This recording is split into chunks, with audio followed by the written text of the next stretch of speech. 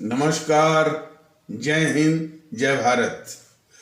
भारतीय अवाम ताकत दल अपने भारतीय भाई बहनों अर्थात अपने देश भारत की जनता अर्थात अपनी भारतीय अवाम से भारतीयता आधारित आपसी श्रद्धा, भारतीयता आधारित आपसी स्नेह, भारतीयता आधारित आपसी प्रेम, भारतीयता आधारित आपसी अखलाक मोहब्बत, भारतीयता आधारित आपसी सहयोग, भारतीयता आधारित आपसी सम्मान, भारतीयता आधारित आपसी एकता, भारतीयता आधारित आपसी भाईचारा तथा भारतीयता आधारित आपसी सद्भाव को समझने व उसे आत्मसात करके वैसा ही और उसी अनुसार आचरण एवं व्यवहार करने हेतु और इसके समस्त भारत में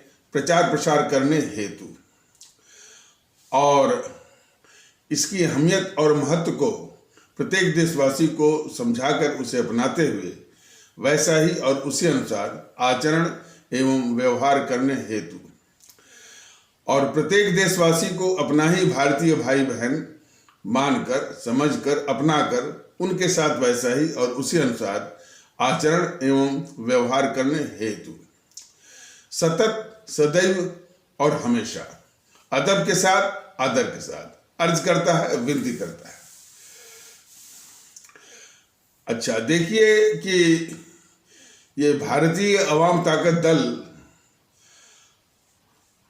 ये YouTube के पैगाम के माध्यम से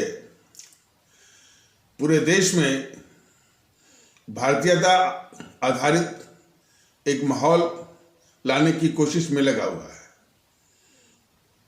भारतीयता आधारित आपसी एकता, भारतीयता आधारित आपसी भाईचारा, भारतीयता आधारित आपसी सद्भाव, आपसी सहयोग, आपसी सम्मान, आपसी अखलाक मोहब्बत, आपसी प्रेम, सब कुछ भारतीयता आधारित और मैंने देशभक्ति, राष्ट्रभक्ति, मुल्क परस्ती और अवाम परस्ती, ये सब कुछ भारतीयता आधारित।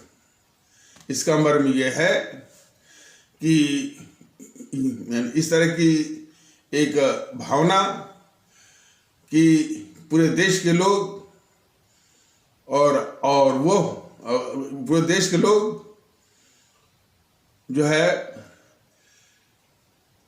वो मूलतः और संविधान के दृष्टिकोण से और जो हमारे अमर शहीद क्रांतिकारी और परम राष्ट्रभक्त क्रांतिकारी अमर शहीद थे, परम आदरणीय राष्ट्रभक्त शिरोमणि नेताजी सुभाष चंद्र बोस, शहीद आजम भगत सिंह, अमर शहीद चंद्रशेखर आज़ाद, अमर शहीद अशफाक उल्लाह, अमर शहीद खुदीराम बोस, अमर शहीद सुब्रमण्यम भारती, अमर शहीद श्रीमती रानी लक्ष्मीबाई, अमर शहीद श्रीमती रानी चंद्रिमा, अमर शहीद श्रीमती रानी गडेलियू इत्यादि,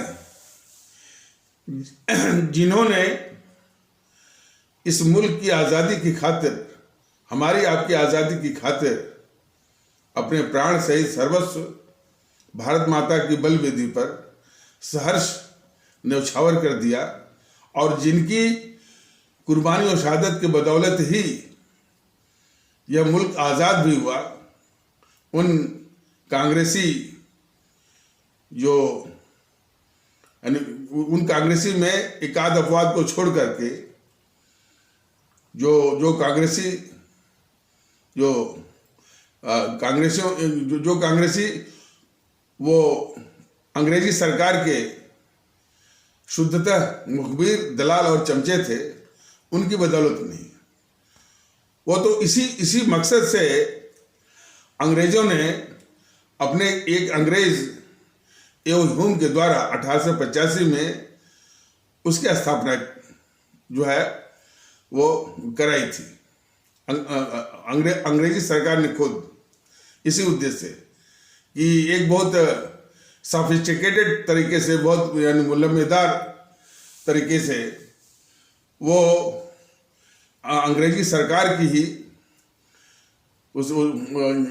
जो है वो जो है दलाली और उसके लिए मुखबिरी और उसकी चमचागिरी के लिए। और ये बात जो जेएनपीसी, गांधी नेहरू परिवार चांडाल चौकड़ी काकस, जिसने कि छल कपट से इस चुनाव आयोग से भारतीय राष्ट्रीय कांग्रेस की मान्यता ले रखी है, क्योंकि न तो वो भारतीय है, यानी वो चूंकि वो माने बहुत ही घातक किस्म की भारत विरोधी है, राष्ट्रीय के स्थान पर वो बहुत ही खतरनाक किस्म की माने राष्ट्र विरोधी है, एंटी नेशनल है।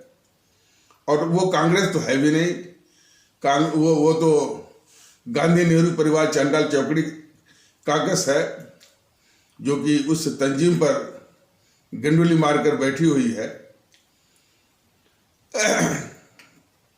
और उसको अपने निस्वार्थ अनुसार उसको चलाती है, घुमाती है और उसका इस्तेमाल करती है। तो वो भारतीय राष्ट्रीय कांग्रेस नहीं है, उसने छल कपट से चुनाव आयोग से मान्यता ले रखी है, लेकिन उसका जो फितरत है, जो चाल चरित्र चेहरा है, वो यही है, जीएनपीसी ही है। और जनता तो काफी जान भी गई है, इसी रूप में उसको जानती भी है। तो उसके जो चाटुकार इतिहासकार वो भी इस बात को कबूलते हैं, लेकिन थोड़ा वही मुलम्मेदार अल्फाजों में। वो कहते हैं कि इस कांग्रेस पर एक तोहमत लगता था, एक एलिगेशन, एक आरोप लगता था कि यह अंग्रेजी सरकार की या अंग्रेजी हुकूमत की सेफ्टी वाल्व थी। तो सेफ्टी वाल्व की क्या भूमिका है, यह मुलम्मेदार शब्दों में है, लेकिन उसका एक खांटी और शुद्ध मतलब यही है कि वो अंग्रेजी सरकार की दलाल, मुखबिर और चमचागिरी के लिए थी। ये गांधी महोदय, अच्छा, और जो उस समय की हस्तियां अंग्रेजों की यानी बहुत घोर चमचागिरी करती थी, तो अंग्रेज लोग उनको खुश करने के लिए उनके एवज में, उनके चमचागिरी के एवज में वो उनको नाइटहुड या राय बहादुर की किताबों से उनको नवाजते थे। और मोहनदास करमचंद गांधी को भी जो है राय बहादुर की किताब उनको मिली हुई थी। तो हमारे इन्हीं अमर शहीदों की, जो कि परम राष्ट्रभक्त थे और बहुत बड़े क्रांतिकारी थे, उन्होंने जो है सहर्ष फांसी के फंदे को चूमा है, ये लोगों ने देखा है। और ये इस जेएनपीसी और अपने इतिहासकारों से इनके महत्व को हमेशा पृष्ठभूमि में रखवाया है। और ये दो जो कि बहुत बड़े इस देश के घातक शत्रु थे, मोहनदास करमचंद गांधी और ये जवाहरलाल नेहरू, जिन्होंने ही जब सत्ता हस्तांतरण की बात आई तो नेहरू को ही सत्ता मिले, उसी साजिश के तहत हमारे देश को बंटवाया, पाकिस्तान बनवाया। 25 से 30 लाख हमारे भारतीय भाई बहनों की जानें गई, 3 करोड़ से ऊपर लोगों के घर उजड़े। और ये हमारे भारतीय इतिहास की सबसे बड़ी त्रासदी है। खैर ये, और इसको इन सबों ने, जेएनपीसी मंडली ने इसको आज़ादी का दिवस यानी का नाम दिया है, और देश को मानसिक रूप से मैंने इस झूठ के साथ कई हजारों झूठ से जो है अपने देश को मानसिक रूप से उलझाया हुआ है, मानसिक रूप से नजरबंद यानी साइकोलॉजिकली मेस्मराइज्ड रखा हुआ है। तो उन्हीं अमर शहीदों की शहादत और प्रेरणा से ये उनकी शहादत और प्रेरणा का पैगाम यही है कि हम सभी जो इस भारत मिट्टी की संतान हैं मूलतः भारतीय हैं, और संजोग से उनकी प्रेरणा और शहादत का जो पैगाम है हमारे भारत के संविधान में भी उसी तरह से परिलक्षित है। और वो संविधान अपने प्रस्तावना के जरिए और अपनी पहली पंक्ति के जरिए वो संदेश देता है कि हम भारत के लोग। तो जब हम भारत के लोग कह देता है तो इसके बहुत दूरगामी इसके अर्थ निकलते हैं कि जब हम भारत के लोग कहा उसने, तो उसने ये नहीं कहा कि हम हिंदू या हम मुस्लिम या हम सिख या ईसाई या कोई और पंथ के मानने वाले, या हम क्षत्रिय, राजपूत और ठाकुर, ब्राह्मण, यादव, ओबीसी, अनुसूचित जात, अनुसूचित जनजात, ऐसा कुछ नहीं कहा उसने। और या हम कश्मीरी, पंजाबी, हरियाणवी, राजस्थानी, यूपी वाला, बिहारी, बंगाली, असमिया या नागा या जो कुछ भी है, और गुजराती, मराठी, उड़िया, तेलुगु, तमिल, कन्नड़ी, मलयाली, ऐसा कुछ उसने कहा ही नहीं। उसने बस एक ही कहा कि हम भारत के लोग, हम भारतीय। तो ये दो बिल्कुल बहुत बड़े वो यथार्थ हैं। और तीसरा यथार्थ यह है कि 26 जनवरी 1950 को जब हमारे देश का संविधान लागू हुआ, तो उस दिन उसने हमारी जितनी भी पहचान रही हो, संप्रदायगत या संप्रदाय के आधार पर या जाति के आधार पर या भाषा के आधार पर इत्यादि के आधार पर जो कुछ भी हमारी पहचान रही हो, वो सारी पहचान को इसने अमेलगमेट करके, मेल्ट करके सिर्फ एक पहचान दी कि हम भारतीय हैं। अब ये देश का दुर्भाग्य है कि देश में विघटनकारी ताकतें जो कि राजनीतिक दलों के वेश में हैं, आज तक हमारी जनता को नहीं ये बता रहे हैं कि आपकी पहचान, हम सब की पहचान कि हम मूलतः भारतीय हैं। कभी कभी नाम उनको शपथ लेना हुआ, यह हुआ तो भारतीय शब्द का जरूर प्रयोग कर दिया, लेकिन कभी ये नहीं बताया कि हमारा असली वजूद कि हम भारतीय हैं। और जो कुछ भी होना चाहिए, एकता, आपसी भाईचारा, आपसी सद्भाव, आपसी जो है सहयोग, आपसी सम्मान, आपसी अखलाक मोहब्बत, आपसी प्रेम, आपसी स्नेह, आपसी जो श्रद्धा, सब कुछ भारतीयता आधारित होने की परम आवश्यकता है। इस बात को इन सब ये जो देश की जो विघटनकारी ताकतें हैं उन्होंने कभी नहीं बताया। ये उनका सबसे बड़ा अपराध है। हम तो बल्कि ये उम्मीद करते हैं कि ये जो चुनाव आयोग है ये हमेशा संविधान विरोधी ही गतिविधियों में लिप्त है। इससे अधिक उसको प्रमाण क्या मिलेगा? सबकी मान्यता वो रद्द करते, तभी इनकी विघटनकारी ताकतों का अक्ल जो है वो ठिकाने आएगी। लेकिन दुर्भाग्य वहां भी है। दुर्भाग्य की काली छाया चुनाव आयोग के पास भी है, उसके ऊपर भी है दुर्भाग्य की। अब देखिए,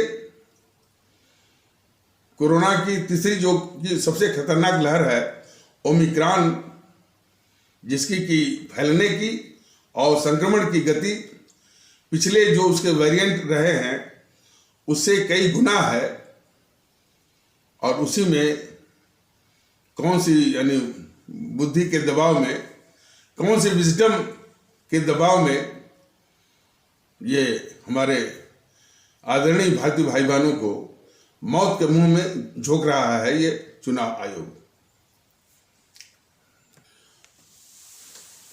इस कोरोना के आने पर भारत सरकार और अन्य एजेंसियां कर रही हैं कि बाहर मत निकलिए, घर में ही रहिए और सुरक्षित रहिए। ये भारत सरकार कर रही है। और चुनाव आयोग कह रहा है कि नहीं, घर से बाहर निकलिए और वोट करिए और मौत के मुंह में जाइए। सवाल इस बात का उठ रहा है कि जनता भ्रमित हो गई है कि आखिर जनता क्या करे। और शायद चुनाव आयोग को मालूम है कि नहीं मालूम है, कुछ जो बातें जनता में चल रही हैं और क्या छवि बन रही है चुनाव आयोग की। चुनाव आयोग को भी जानना जरूरी है, वो भी पता कर ले और वो भी अपने अधिकार के रूप में नहीं, भेष बदल करके पता कर ले।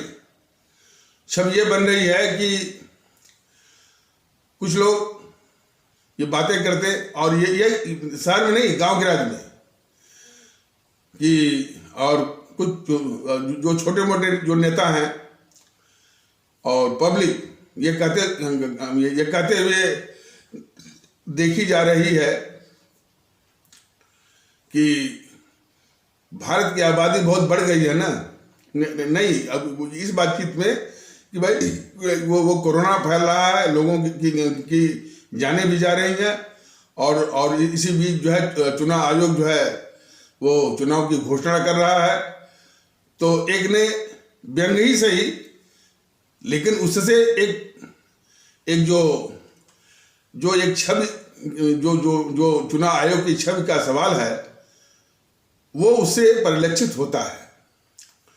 तो जब ये बात उठाई गई कि भाई कोरोना का यानी कहर बरप रहा है और ये बहुत खतरनाक और किस्म का है, ये कोरोना बहुत खतरनाक गति है इसकी फैलने की, संक्रमित होने की, संक्रमण की, और उसी बीच में ये चुनाव करवा रहा है चुनाव आयोग।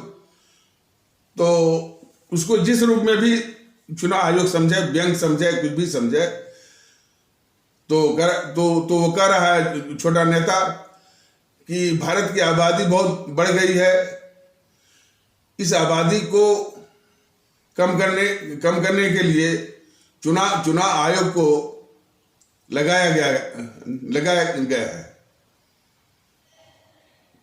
आप सभी सुन रहे हैं ना, तो कि वो छोटा नेता कह रहा था कि भारत की आबादी बहुत बढ़ गई है, इस आबादी को कम करने का काम चुनाव आयोग को लगाया गया है। अब इस तरह की छवि चुनाव आयोग की बन रही है। जो वो कर रहा है तो वो कर ही रहा है।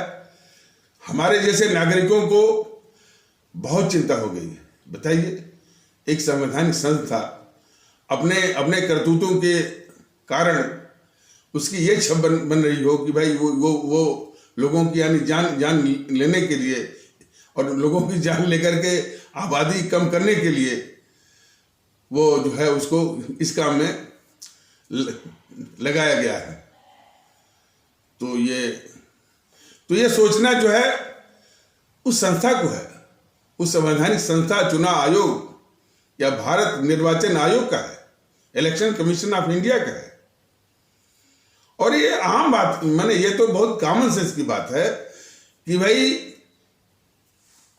लोग जो है इस देश की जो लोग हैं, जो भारत के लोग हैं, उन्हीं के लिए पूरी व्यवस्था है, उन्हीं के लिए पूरी व्यवस्था है। चाहे ये न्यायपालिका हो, चाहे कार्यपालिका हो, चाहे आपकी विधायिका हो, चाहे चुनाव आयोग है, मूलतः इस देश की जनता के लिए है। और जिसमें लोगों की जान जा रही हो और उसमें कोई आमादा हो कि नहीं हम अब अपनी ही चलाएंगे और लोगों की जान लेंगे, ये चीज जो है वो समझ के परे है। और चुनाव आयोग जो ये पाखंड करता है कि नहीं हम अपने निर्देशों का पालन करवा लेंगे, देख लीजिए वो अखिलेश की दफ्तर में तमाम भीड़ हो गई और किसी ने पालन नहीं किया। और क्या पाखंड है इस चुनाव आयोग का कि हमने संज्ञान ले लिया है, फिर वो वहाँ के जो डिस्ट्रिक्ट मजिस्ट्रेट हैं वो नोटिस इशू करेंगे, फिर वो जवाब देंगे और फिर जवाब पर जो है ये इसको स्टडी करेगा चुनाव आयोग और तब कुछ करेगा। वो भी जो करेगा नेम से टोटली जो है मैंने वो बहुत सुपरफिशियल। लेकिन चुनाव आयोग महोदय जरा आप ये समझिए कि आप जो है संज्ञान लेंगे, नोटिस दिलवाएंगे, जवाब लेंगे, फिर उसको स्टडी करेंगे, फिर कार्रवाई करेंगे, तो आपका अनुदेश अधिक से अधिक जो है कुछ लोग पालन कर सकते हैं। लेकिन जो ओमिक्रॉन जो कोरोना है वह आपके निर्देश आदेश का पालन करने के लिए बाध्य नहीं है। तब तक वो कितना फैल जाएगा और कितने लोगों को मौत के मुंह में झोंक देगा, इसका अंदाज करिए।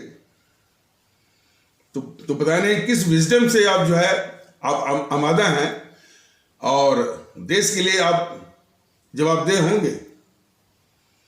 बाकी तो जो उच्च न्यायालय वो किस रूप में लेंगे, मान लीजिए फिर वैसी लोगों की जान गई, फिर वैसी नौबत आ जाए कि वो कहे कि नहीं भाई इसे चुनाव आयोग माना नहीं और वो लोगों की इतनी जाने गई।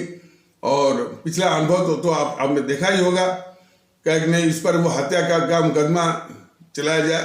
अब वो स्थिति बहुत ही एक विकट स्थिति होती है, देश को शर्मसार करने वाली स्थिति है कि इतना सम्मानित संवैधानिक संस्था पर जो हत्या का मुकदमा वो झेले, सबके लिए, मेरे लिए भी। लेकिन अफसोस कि इतनी छोटी सी बेसिक बात, मौलिक बात जो है वो आयोग के मस्तिष्क में क्यों नहीं आ रही है। बहुत दुख का विषय। हमारे देश में जिन लोगों को हमारे भारतीय भाई बहनों के जान की चिंता है, उनको फिक्र है, इस तरह के सभी हमारे भारतीय भाई बहनों की निगाहें माननीय सर्वोच्च न्यायालय पर टिकी हुई है कि इस पर देखिए वो क्या फैसला लेता है। माननीय सर्वोच्च न्यायालय बराबर दो बातें मौके बेमौके कहता रहता है कि ह्यूमन लाइफ्स यानी मानव का जीवन, अर्थात अपने भारतीय भाई बहनों का जीवन बेशकीमती है, बहुत ही प्रीशियस है, बहुत ही इनवैल्यूएबल है, जिसकी कीमत नहीं लगाई जा सकती है। और एक बात और वो कहता रहता है माननीय सर्वोच्च न्यायालय कि हमारे मैंने कितनी भी गिरावट हो समाज में, लेकिन अभी भी लोगों का भरोसा जो है इस संस्था पर, माननीय सर्वोच्च न्यायालय पर है, तो है, वाकई में है।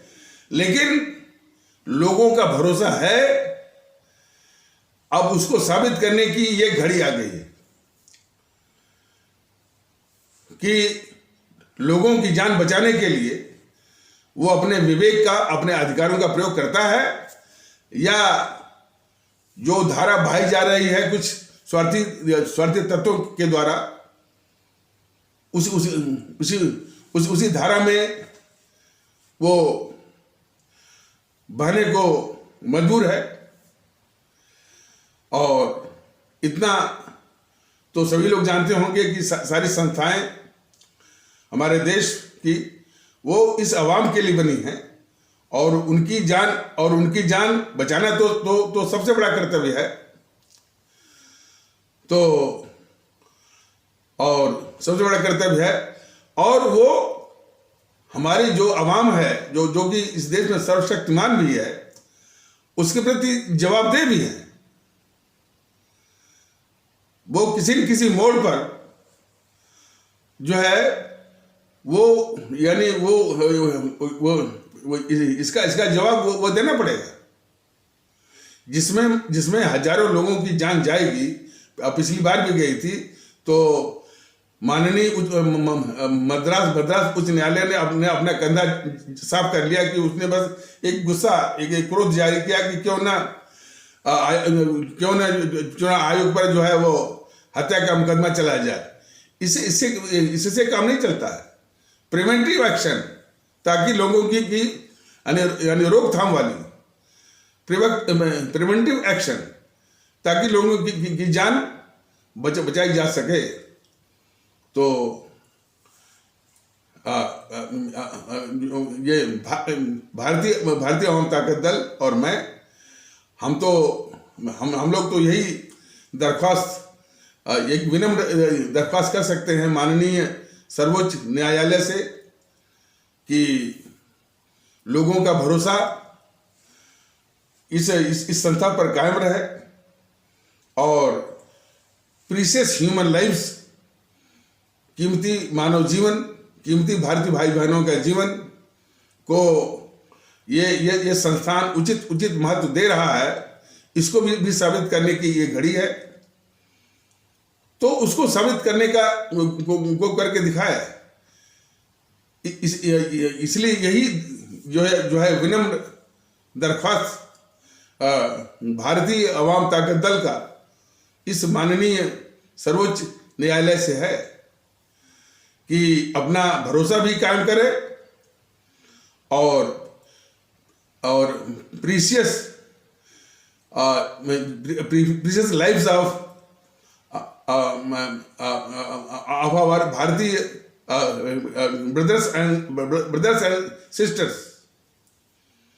तो इसको क्या कहते हैं, इसको विंडिकेट करने की और इसको प्रमाणित करने की एक घड़ी है। इससे अधिक हम कह नहीं सकते। और नागरिक रूप में और इसी में सब कुछ निवेदन, सब कुछ प्रार्थना जो है इस माननीय सर्वोच्च न्यायालय को है। और उम्मीद है कि इसको सही परिप्रेक्ष्य में और उचित परिप्रेक्ष्य में और उसको आवश्यक स्पिरिट में इस प्रार्थना को वो लेगा और आवश्यक कदम उठाएगा, आवश्यक आदेश या फैसले जो है वो पारित करेगा। तो ये उम्मीद ये मैं ही नहीं, तमाम हमारे भारतीय भाई बहनों की, जिनको अपने भारतीय भाई बहनों की जान बचाने की फिक्र है, चिंता है, सबकी निगाहें जो है माननीय सर्वोच्च न्यायालय पर टिकी हुई हैं। तो कहने का सारांश और तात्पर्य यही है कि हमारे तमाम भारतीय भाई बहनों, जो कि हमारे भारतीय और इस कोरोना की अवधि में, और बहुत खतरनाक किस्म का कोरोना है, तो उसमें जो है तमाम अपने भारतीय भाई बहनों, जिनको अपने भारतीय भाई बहनों के जान की चिंता है, उन सब की आशाएं और निगाहें इस माननीय सर्वोच्च न्यायालय पर वो टिकी हैं। और पूरी उम्मीद है और एक विनम्र प्रार्थना भी है, दरख्वास्त भी है कि उनकी आशाओं के अनुरूप जो है माननीय सर्वोच्च न्यायालय जो है इसमें दखल देगा और आवश्यक फैसले और आवश्यक आदेश पारित करेगा। अब जरा इन जो राजनीतिक पार्टियां जो इलेक्टोरल फ्रे में है, यानी चुनावी मैदान में है, उनका चाली चरित्र चेहरा अपनी अपनी अपनी आवाम के निगाहों से जानना जरूरी है। वो ये जो अखिलेश यादव हैं, वो तमाम इस तरह से जो डिसग्रंटिल्ड लोग हैं, वो डिसग्रंटिल्ड तो नहीं है, वो स्वार्थी। स्वामी प्रसाद मौर्य 5 साल तक जो है इनके साथ रहे, तो भारतीय जनता पार्टी के साथ रहे, तो कोई उनको शिकायत नहीं थी, जब तक उनको लाभ उठाना था। अब जब चुनाव का वक्त आया तो अपनी गणित बिठाने लगे, और वो गणित उनकी बैठी नहीं, तो फिर वो कोई न कोई नया चारागाह खोज रहे हैं जहां पर उनको ठिकाना मिले। तो यह कोई जनता के हित में नहीं।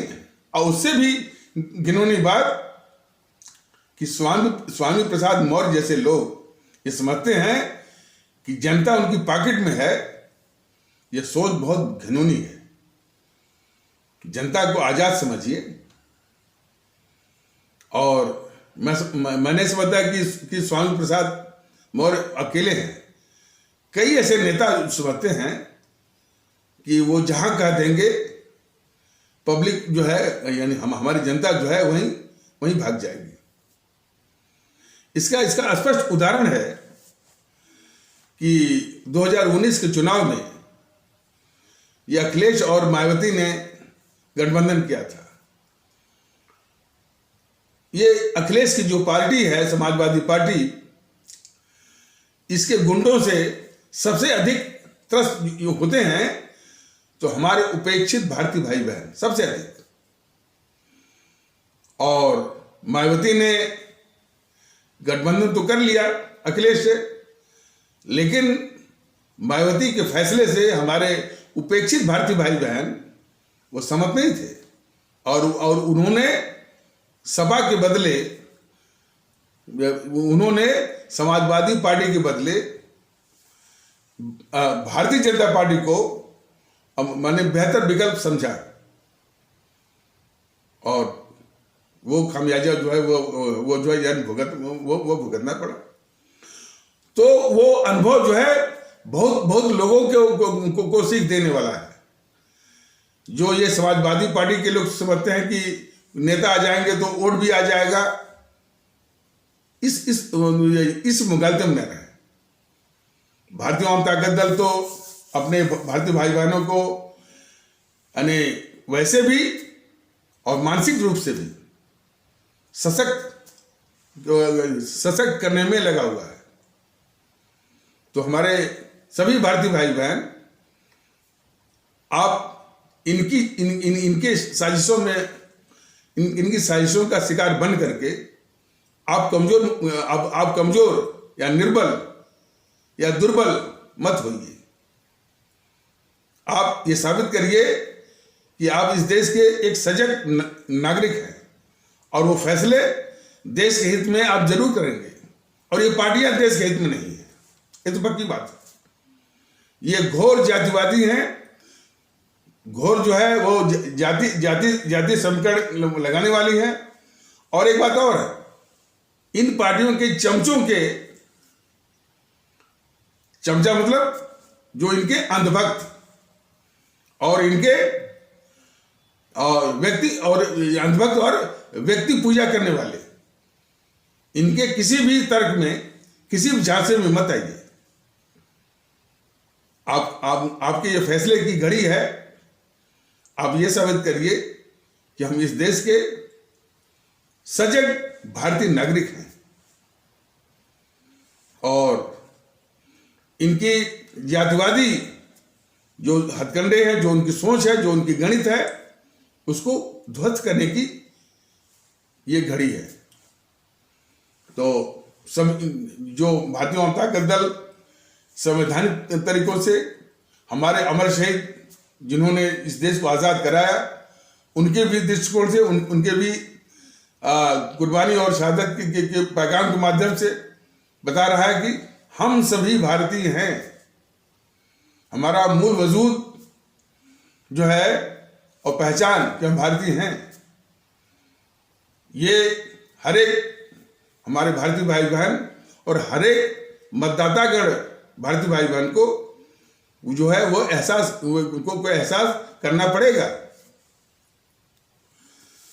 तो जहां हमारे भारतीय भाई बहन ये महसूस, हमारे भारतीय भाई बहनों की तादाद ये बढ़ रही है, जो कि ये महसूस कर रहे हैं कि हम सभी मूलतः भारतीय हैं और हम सभी लोग एक हैं, इसकी तादाद बढ़ रही है। इस तरह के एहसास करने वाले हमारे भारतीय भाई बहनों की तादाद बढ़ रही है। तो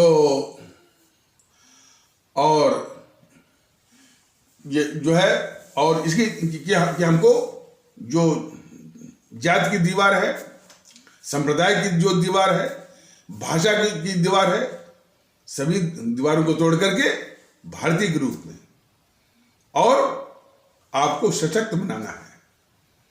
सशक्त बनाना है अपने विचारों से भी और मानसिक रूप से भी।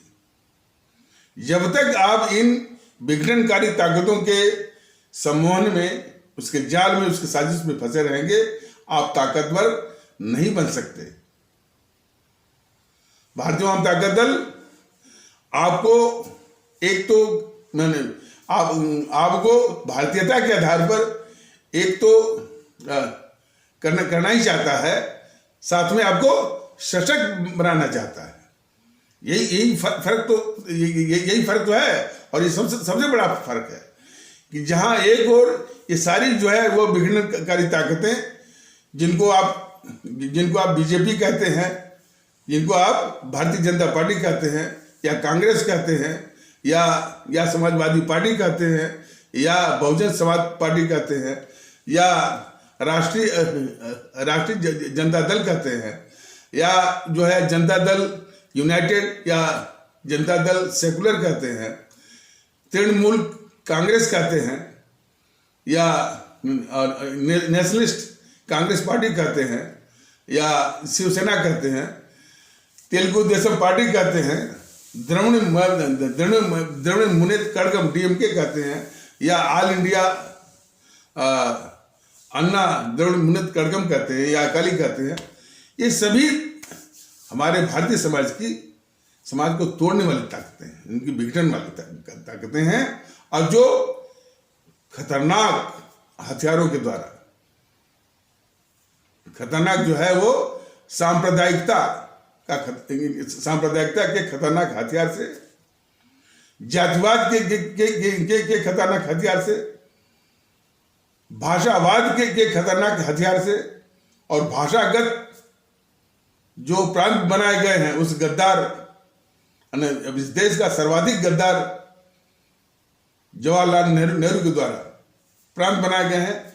तो प्रांतगत जो है वो प्रांतीयता के खतरनाक हथियार से आपको बांट करके जो कि आप सर्वशक्तिमान हैं, आपको कमजोर से कमजोर ये बना रहे हैं।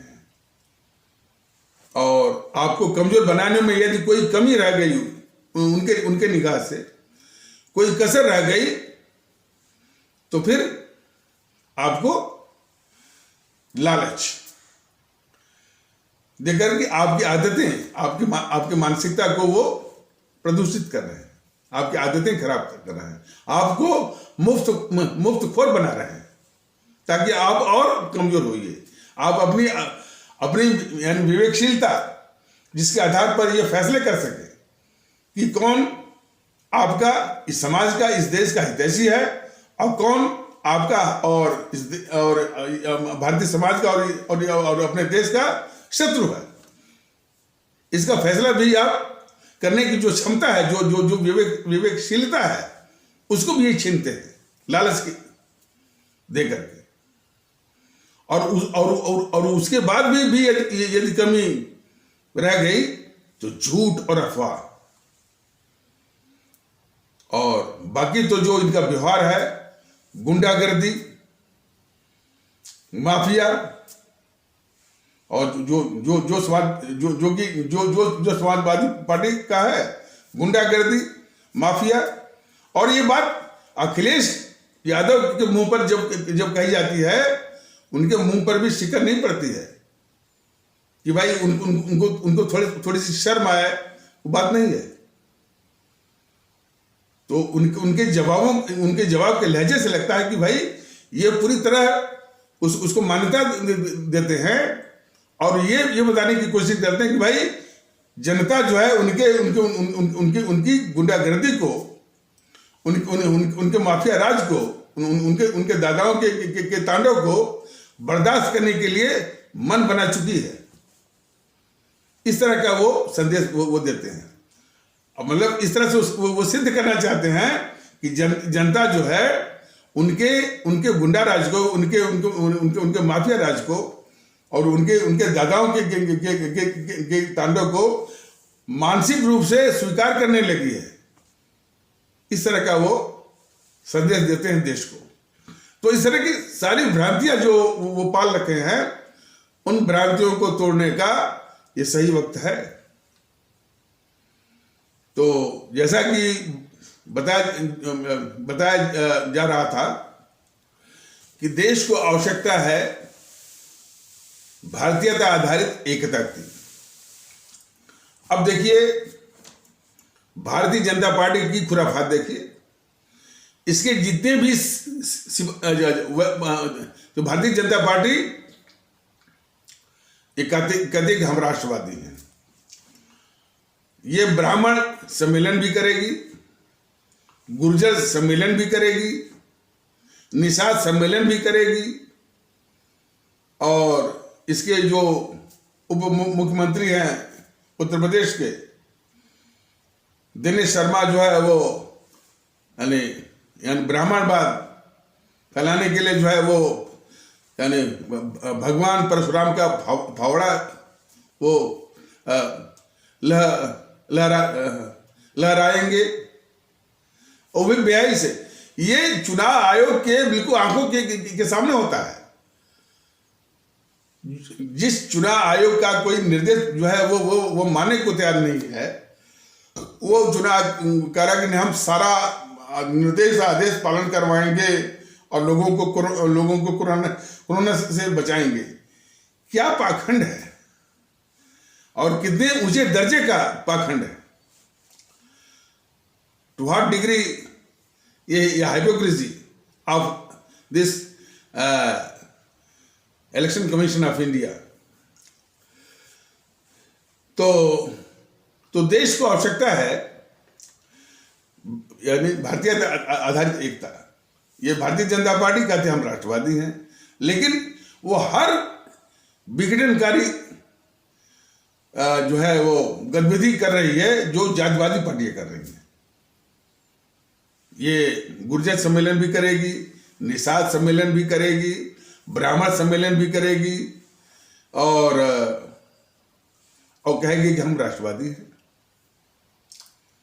और इसी बीच में जो है वो 80-20 का वो योगी आदित्यनाथ ने बोला 80-20 मतलब वही हिंदू मुस्लिम वाला।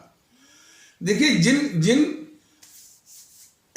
जिन बातों से सबको चौंकाना हो जाने चाहिए कि भाई हिंदू मुस्लिम यह देश के लिए बहुत घातक है, समाज के लिए बहुत घातक है और ये सत्ता हथियाने के लिए उसका वो हथियार के रूप में उसका इस्तेमाल करते हैं, वो भी चुनाव आयोग के देखरेख में।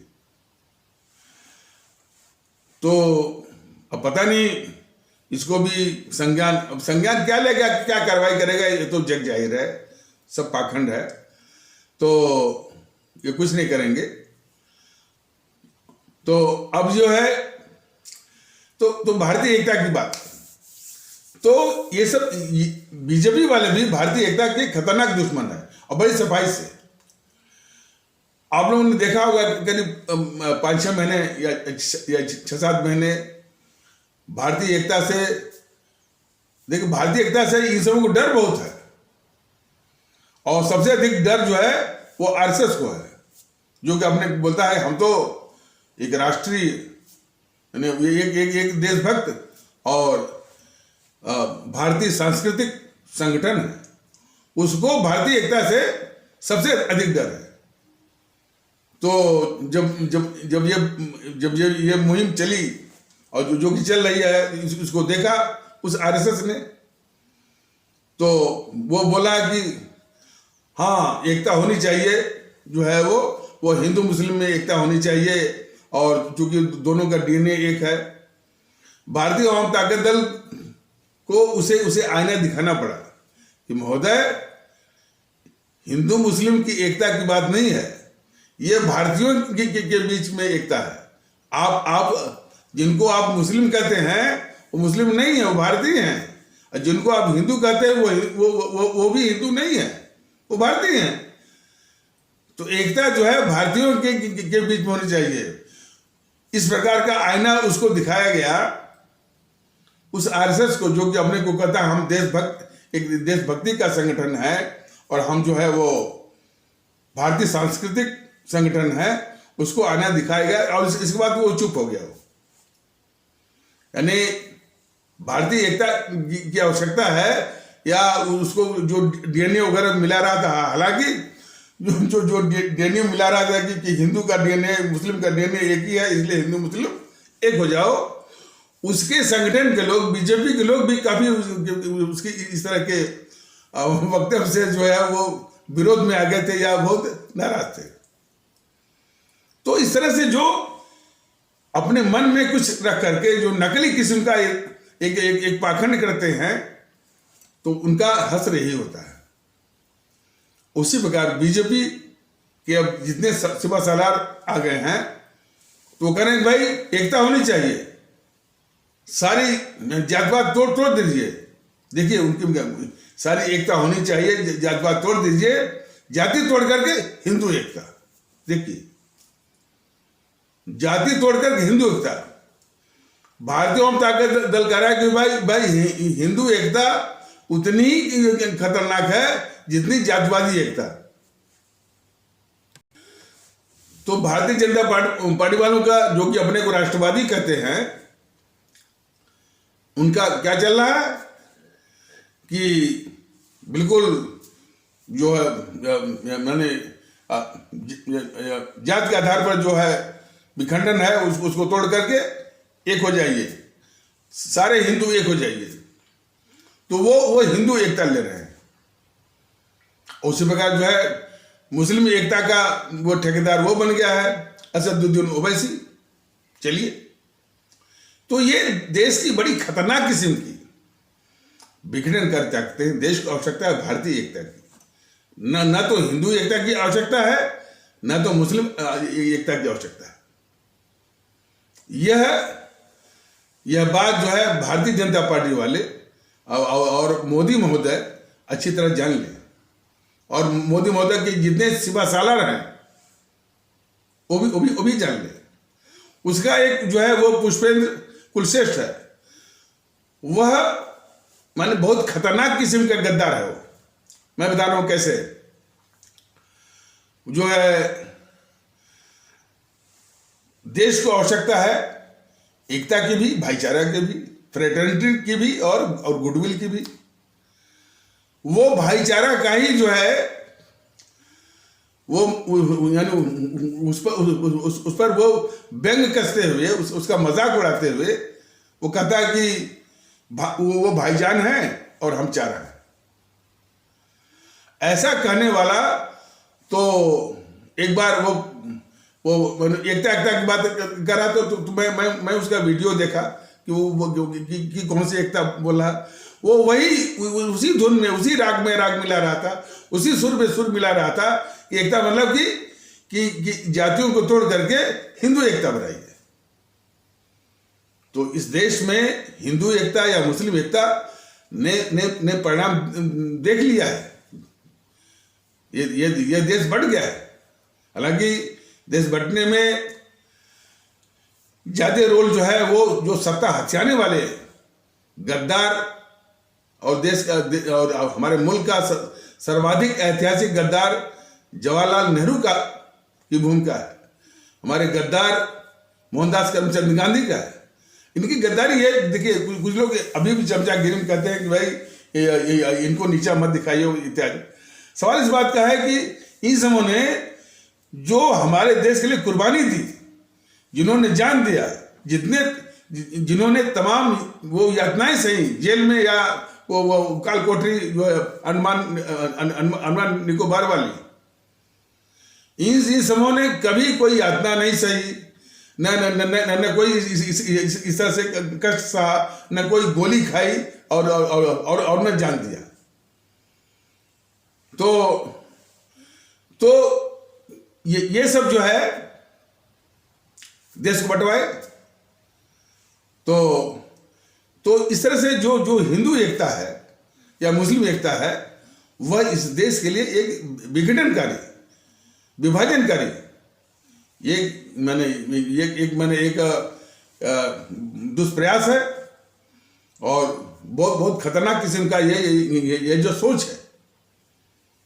इस तरह की सारी सोचों को ध्वस्त करते हुए सिर्फ और सिर्फ भारतीय एकता की बात करनी चाहिए। और भी इतनी नहीं, इस समाज को तोड़ने वाली जो इन समूह ने तर्क गढ़ा है, उन तर्कों को बहुत अच्छी तरह से हमारे भारतीय भाई बहन देखें। मायावती आई, क्या बोले, जिसकी जितनी आबादी उसकी उतनी हिस्सेदारी। तो जिसकी मतलब कि जातियों के आधार पर बाबा साहब कह रहे हैं कि हमारी एक ही जाति, बाबा साहब ने ये कहा कि हमारा एक जातिविहीन समाज है या हमारी एक ही जाति है। ये बहुजन समाज पार्टी बाबा साहब अंबेडकर पर राजनीति करने वाली कह रही कि जिसकी जितनी आबादी उतनी हिस्सेदारी, मतलब कि जातियों के आधार पर। अरे भाई, पूरा संविधान कहता है कि इस जात का कोई महत्व नहीं है, हम सभी भारतीय हैं। और हिस्सेदारी मतलब सत्ता की, और वो भी सत्ता की हिस्सेदारी के मतलब है कि सिर्फ उसी के परिवार के लोग, कोई मुख्यमंत्री रहेगा, कोई मंत्री रहेगा, कोई जो है वो राज्यसभा का वो जो है मेंबर बन जाएगा। यही उनकी हिस्सेदारी है, सिर्फ उनके परिवार वाले। और इस तरह की जो विभाजनकारी गुट्टी जो है पिलाते रहते हैं हमारे आदरणीय भारतीय भाई बहनों को, उनका मानसिक हरण करते हैं, उनके मानसिक क्षमता जो है को छीनते हैं, उनको मानसिक रूप से गुलाम बनाते हैं। तो ये भी इस तरह के जो नारा है कि जिसकी जितनी आबादी उसकी हिस्सेदारी, इसका मतलब पूर्णता जो है, जो संविधान का आदेश है कि हम सभी भारतीय हैं, हम सभी भारतीय नागरिक हैं, उसको पूर्णतः सब ये जो है वो नकारते हैं। जो इस तरह का नारे देते हैं जिसकी आबादी और उतनी उसकी हिस्सेदारी। सभी लोग भारतीय हैं। जो पिछड़ापन है, जो हमारे पिछड़े भारतीय भाई बहन है, भारतीय जनता दल ने पहले भी बताया हुआ कि जो आरक्षण की विभीषिका है उसको पूर्णतः समाप्त करके जो साधनहीन है उनको सरकार या स्टेट जो है पूरा आर्थिक मदद दे करके, उनको परिश्रम करवा करके, उनके अंदर की, देखिए सभी भारतीय भाई बहन जिनका जो खास करके जो साधनहीन है, वो प्रतिभा के धनी हैं, उनकी प्रतिभा को निखार करके और निखरी हुई प्रतिभा के आधार पर वो सामाजिक हैसियत, वो सामाजिक पोजीशन, वो हैसियत उनको दे करके उनके आर्थिक उन्नति भी, सामाजिक उन्नति भी, और उसी के अनुसार वो सामाजिक प्रतिष्ठा और सम्मान, ये ये रास्ता जो है भारतीय जनता दल बता रहा है। आरक्षण नहीं है, आरक्षण भी विभाजनकारी, वो बहुत बड़ा एक खतरनाक वो हथियार है।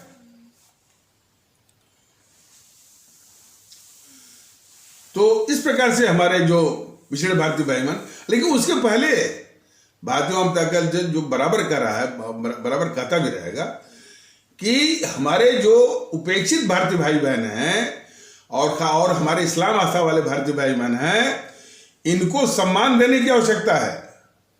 और खास करके ऐसे लोगों की पहचान करके जो कि इनको कभी हरिजन बोलते हैं, कभी चमार बोलते हैं, और हमारे इस्लाम आस्था वाले भारतीय भाई बहनों को कभी मियाँ बोलते हैं, कभी कटुआ बोलते हैं, कभी जिहादी बोलते हैं, कभी पाकिस्तानी बोलते हैं। ऐसे तत्वों को कुचलने की आवश्यकता है पहचान करके। तो सबसे पहले जो जो जो आवश्यकता वो महसूस करते हैं सम्मान की, समानता के आधार पर एक जो है वो प्रतिष्ठा की, इज्जत की, वो और ये सभी यानी ये सभी भारतीय भाई बहनों का फर्ज बनता है कि उनको सम्मान दे, बराबरी का।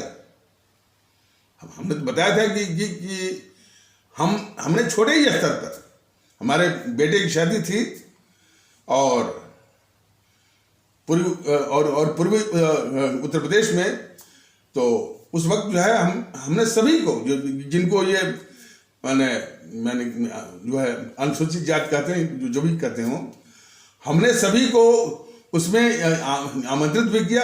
हालांकि आमंत्रण में भी तमाम इस तरह की बातें थी कि अरे साहब कैसे आप सबको बुलाएंगे, वो पत्तल नहीं उठाते हैं, क्या नहीं उठाते, तमाम तरह की बातें। तो उन सारी बातों को दरकिनार करते हुए यानी बुलाया गया सबको, और उनको खाट, हालांकि जब आ गए थे तो खाट पर बैठते नहीं थे, तो हमने कहा नहीं भाई ये खाट आप ही के लिए है, यहां बैठिए, सामने बैठिए। इसी तरह के सम्मान की जो है उनको आवश्यकता है, और उनको एहसास हो कि हाँ भाई यदि भारतीयता की बात की जा रही है, भारतीय भाईचारा की बात कही जा रही है, तो ये वास्तविक है। सब लोग एक होंगे जब जो है तभी, जबकि सभी लोग सबको जो है समान रूप से और सबको अपना ही भारतीय भाई बहन मानकर बराबरी का वो सम्मान देंगे उनको। तो ये एहसास दिलाना जो है बहुत जरूरी है।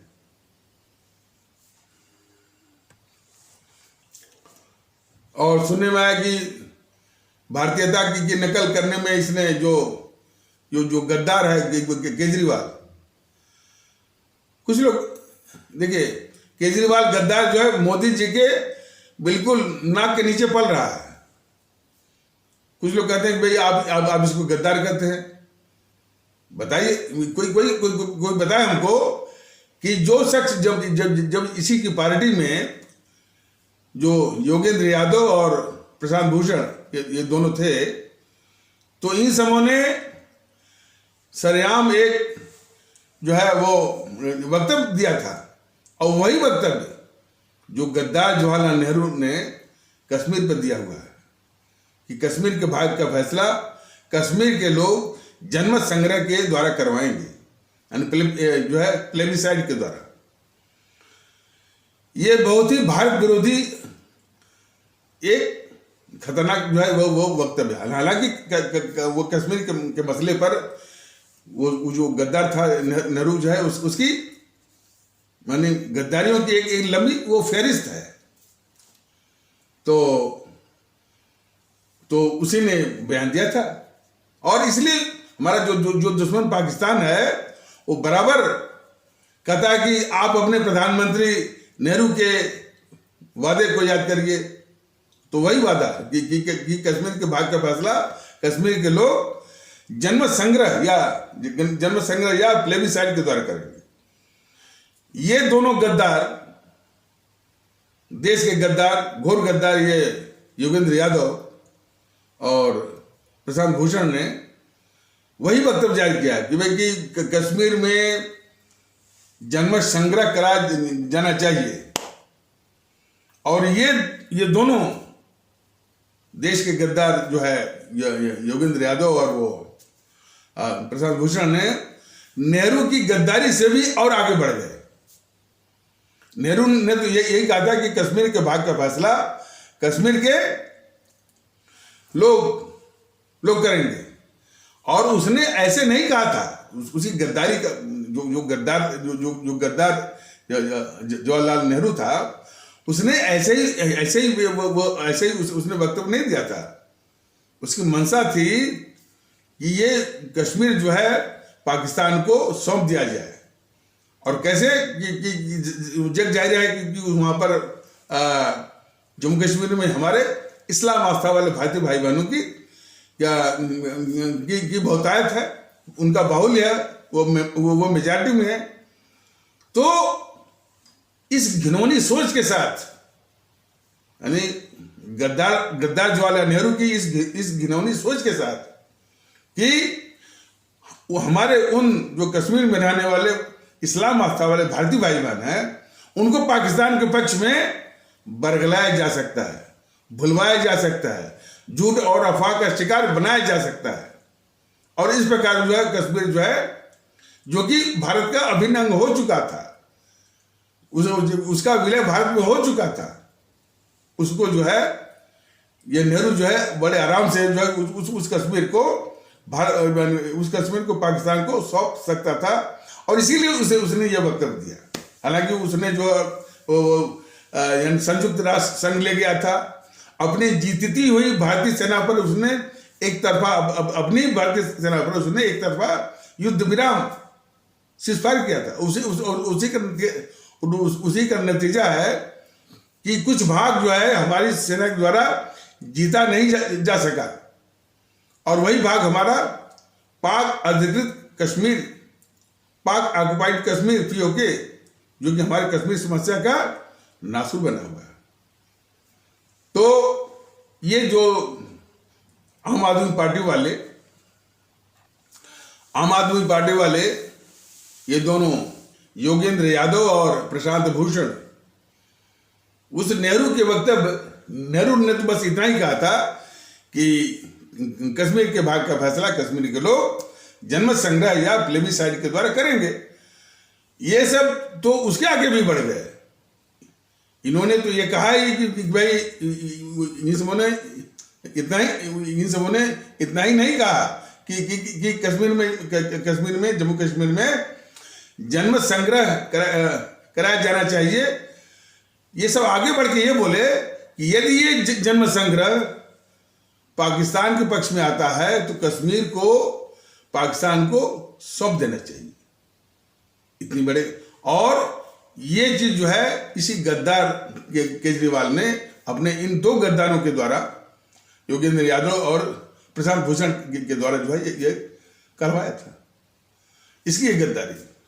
और इसके बाद जब उस गद्दार जो है कन्हैया कुमार ने सरेआम ये नारा लगवाया कि भारत तेरे टुकड़े होंगे और भारत की बर्बादी तक जंग जारी रहेगी, उसका इस गद्दार केजरीवाल ने समर्थन किया था। और जब ये किसान आंदोलन चल रहा था वो कृषि कानून के विरोध में, तो कई खालिस्तानियों से इसके कनेक्शन की भी खबरें आई थी। केजरीवाल के इसका संबंध है, लेकिन ये सारी बातें मोदी जी जानते हैं। मोदी जी के आस्तीन के नीचे, उनके नाक के नीचे ये गद्दार केजरीवाल पाला जा रहा है। तो मोदी जी अकेले सिर्फ वो इस केजरीवाल को नहीं पाल रहे हैं, वो इतनी खतरनाक दुश्मन वो ममता बनर्जी, जो कि पश्चिम बंगाल में गुंडा राज चलाती है, माफिया राज चलाती है, एक आतंक उसका है, उसको भी पाल रहे हैं। विजयन जो है वहां का केरल का, वो भी बहुत बोलता रहता है, उसको भी पालते हैं। और गहलोत और जो है पंजाब के जो मुख्यमंत्री हैं उनको तो पाल ही रहे हैं। तो मोदी जी इस प्रकार देश के बहुत खतरनाक किस्म के गद्दार हो गए हैं, जो कि इन देश विरोधी ताकतों को जो है, जिनको की यानी देश हित में देश की आंतरिक सुरक्षा के लिए नष्ट में नाबूद करना चाहिए। और हमारे संविधान में भी वैसे भी तमाम अख्तियारात हैं जो है वो केंद्र के पास, मोदी जी के पास, कि देश हित में, राष्ट्र के हित में, देश की सुरक्षा के लिए, अपने अपने आवाम की सुरक्षा के लिए इन सारी देश विरोधी ताकतों को, उनको पंग करिए, उनको क्रिपल करिए, समाप्त करिए भारत की पावन धरती से। लेकिन नहीं, ये तो पाली नहीं जाते हैं। जब भी कोई आपदा आती है, मान लीजिए सीए पर कोई आंदोलन खड़ा हुआ, और या कृषि कानून का नाम लेकर खड़ा हुआ, ये मोदी जी अपनी आवाम को, जिस आवाम ने इनको प्रधानमंत्री बनाया, उसी आवाम को इन्हीं देश विरोधी ताकतों के हवाले कर देते हैं और उनके आगे घुटने टेकते हैं और संसद में बयान देते हैं कि जब तक मोदी है तब तक आप लोग मजे लीजिए। मतलब आप इसी तरह की जो है देश विरोधी और आवाम विरोधी हरकतें आप करते रहेंगे और वो सहूलियतें दे देंगे आपको देश के खिलाफ और आवाम के खिलाफ जो है गद्दारी करने के लिए। ये मोदी जी की यह है दुखड़ा इस बात। और बोलेंगे राष्ट्रवाद और ऊंचे मन से सबका साथ सबका विश्वास। बताइए कैसे विश्वास होगा? जिस आवाम ने इनको प्रधानमंत्री बनाया, जैसे दिल्ली के आवाम ने इनको प्राइम मिनिस्टर बनाया, वो देश विरोधी ताकतें आकर के पूरा सभी हाईवे जाम कर दिए। न हमारे दिल्ली के जो आदरणीय भारतीय भाई बहन न जा सकते हैं, न आ सकते हैं, बाहर से न कोई आ सकता है न जा सकता है। पूरा नारकी जोन हो गया। और खास करके जो हमारे गरीब और मजदूर भारतीय भाई बहन, जो कि दैनिक आमदनी पर ही जो है उनकी जीविका होती है, उनकी जीविकाएं टूट गई। तो जिस आवाम ने मोदी महोदय को प्रधानमंत्री बनाया, उस आवाम की ये जो है यानी दुर्दशा करते हैं और देश को तो शर्मसार करते ही हैं। तो इन बीजेपी वालों को भी भारतीय एकता से बड़ी तकलीफ है। वो सिर्फ हिंदू एकता की बात करते हैं। तो वो भी इस देश के लिए बहुत खतरनाक किस्म का वो ये संगठन है। और नाम भले ले कि वो राष्ट्रवाद का चोंगा पहन करके, राष्ट्रवाद का मुखौटा पहन करके बहुत ही खतरनाक किस्म का जो है देश विरोधी संगठन है। अरे उसका जो योगी आदित्यनाथ है, वो कहता है कि हम तो गर्व से कहते हैं हम हिंदू है। ये तो निकम्मा किस्म का ये प्रधानमंत्री है या उसी का मुख्यमंत्री है। और हमारे देश की संस्थाएं भी काफी निष्क्रिय टाइप की हैं। हाईकोर्ट भी हाईकोर्ट भी इसका संज्ञान ले सकता है। ऑनरेबल हाईकोर्ट भी इसका संज्ञान ले सकती हैं। ऑनरेबल सुप्रीम कोर्ट भी ले सकता है, लेकिन कोई नहीं जो कि वो संविधान की शपथ भी लेते हैं और कहता है कि हम तो कहते हैं कि हम हिंदू हैं। बताइए। और इसीलिए तो और भी देश विरोधी ताकतों का हौसला बढ़ता है। असदुद्दीन ओवैसी क्या बोलता है कि जब तक मैं मुसलमान को उत्तर प्रदेश का मुख्यमंत्री नहीं बना लूंगा, तब तक मैं चैन से नहीं बैठूंगा। बताइए भाई, मुख्यमंत्री तो कोई भी बन सकता है, अब कोई भी प्रधानमंत्री भी बन सकता है, लेकिन वो भारतीय बन करके। और वो मैंने सुने माता कि वो वकील भी है सुप्रीम कोर्ट में। हम तो honourable supreme court of India से ये दरख्वास्त करेंगे कि इसका लाइसेंस जो है वो इसका जो वकालत का लाइसेंस जो है वो रद्द हो। और इसी प्रकार जो भी इस तरह से हिंदू मुस्लिम करता है और ये जो सुप्रीम कोर्ट का वकील है, उसका लाइसेंस रद्द करने के लिए कम से कम ये honourable supreme court of India आ गया है। भारतीय जनता दल ने कहा कि भाई आप मुख्यमंत्री बनिए, लेकिन भारतीय बन करके बनिए। क्यों नहीं आप बन सकते हैं? आप समाज को तोड़ेंगे भी, अब तोड़ने के बाद कहेंगे कि हम जो है हम जब तक किसी मुसलमान को मुख्यमंत्री नहीं बना लेंगे तब तक हम वो चैन से नहीं बैठेंगे। ये तमाशा देख रहे हैं ना आपका। और उसके उसके उसके जो है कुछ सिखाए पढ़ाए अगर के भारतीय जनता दल के पदाधिकारी से कहते हैं कि ये यूट्यूब वाले सर जो है हमारे पीछे के ऊपर पड़े रहते हैं, हम तो दबे कुचले। वो दबा कुचला है। जिस तरह से वो समाज को तोड़ता है और बोलता रहे और अपनी सभाओं में बोलता है कि शेर आया शेर आया शेर आया, उसके लोग आकर के बोलते हैं कि हाँ हम तो दबे कुचले हैं। तो सब हमेशा झूठ और अफवाह। ये देश के बहुत बड़े अपराधी भी हैं और जो जितने भी अपराधी होते हैं वो उतने ही झूठ और अफवाह फैलाने में उतने ही वो माहिर होते हैं, उतने ही एक्सपर्ट होते हैं, उतने ही वो सिद्ध हस्त होते हैं। तो इन सारी बातों का आकलन करके हमारी, और अभी फिलहाल देखिए एकता भारतीयता के आधार पर पूरे देश में परम आवश्यक है, इसमें कोई शक नहीं। लेकिन अभी फिलहाल जो चुनाव आए हैं, इन चुनावों में इनको स्पष्ट संकेत, स्पष्ट संदेश और अपनी जो वास्तविक स्थिति है क्या कि हम इनके विभाजनकारी षड्यंत्र में फंसने वाले नहीं हैं। ये फैसला करना है हमारी आवाम को। इसलिए भारतीयता के आधार पर एक हो करके आप सिर्फ नोटा दबाइए, नोटा के प्रतिशत को 80-90 तक ले आइए और वो सबको सबक सिखाने वाला होगा।